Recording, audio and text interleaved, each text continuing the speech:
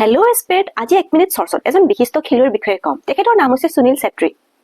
এই সুনীল ছেত্ৰী আমাৰ ভাৰতৰ ফুটবল জগতৰ এজন বিখ্যাত তাৰকা। সুনীল ছেত্ৰী তেখেতে 2011 চনত অৰ্জুন বঁটা লাভ কৰে, 2019 চনত পদ্মশ্ৰী বঁটা লাভ কৰে আৰু 2021 চনত মেজৰ ধ্যানচান্দ খেল ৰত্ন বঁটা লাভ কৰে। মেজৰ ধ্যানচান্দ খেল ৰত্ন বঁটাটো খেলৰ জগতত আটাইতকৈ উৎকৃষ্ট আৰু সৰ্বশ্ৰেষ্ঠ বঁটা হয়। 1984 3 আগষ্টত তেলেংগানা চহৰত এই সুনীল ছেত্ৰীদেৱৰ জন্ম হয়। তেখেতে 2005 চনত ইণ্ডিয়ান নেশ্যনেল টিমত যোগদান কৰে। 2024 চনৰ মে মাহত তেখেতে ইণ্টাৰনেশ্যনেল ফুটবল টিমৰ পৰা অৱসৰ লাভ কৰে যদিও 2025 চনত পুনৰ তেখেতক অনুৰোধ কৰি কিনে আমাৰ ৰাষ্ট্ৰীয় দলত ঘূৰাই লৈ আহে। ৰিচেণ্টলি মালদ্বীপছৰ লগত হোৱা আমাৰ ইণ্ডিয়াৰ খেলত তেখেতে 3.0ত ইণ্ডিয়াক জয়লাভ কৰায়।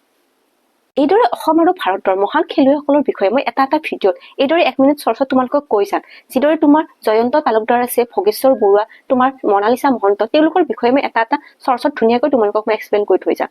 আৰু এইদৰে মোৰ লগত জড়িত হৈ থাকিবা আৰু মোৰ চেনেলটোক ছাবস্ক্ৰাইব, লাইক আৰু কমেণ্ট কৰিবা। আজিলৈকে থৈছো।